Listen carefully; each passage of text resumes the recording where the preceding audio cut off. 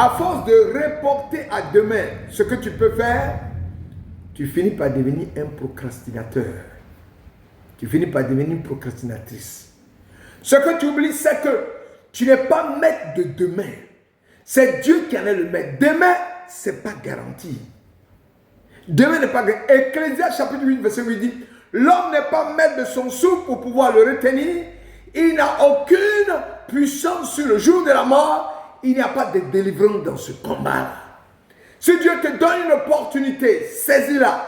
Exploite cette opportunité comme si tu n'allais plus jamais avoir une autre opportunité de la sorte.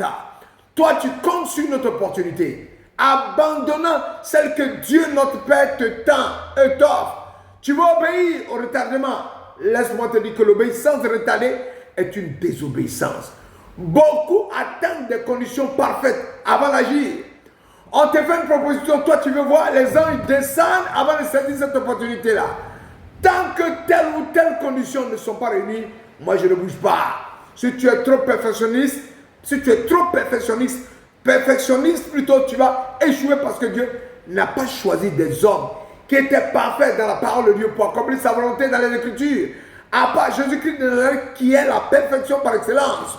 Moïse était un prophète bègue. Il a dirigé le peuple d'Israël, illustrant que Dieu ne choisit pas seulement les personnes ayant des critères meilleurs.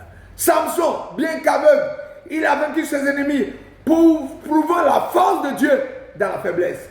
Paul de Tarse, l'apôtre, mentionne une charge dans la chair, une souffrance physique, soulignant que sa faiblesse permettait à la force du Christ de se manifester.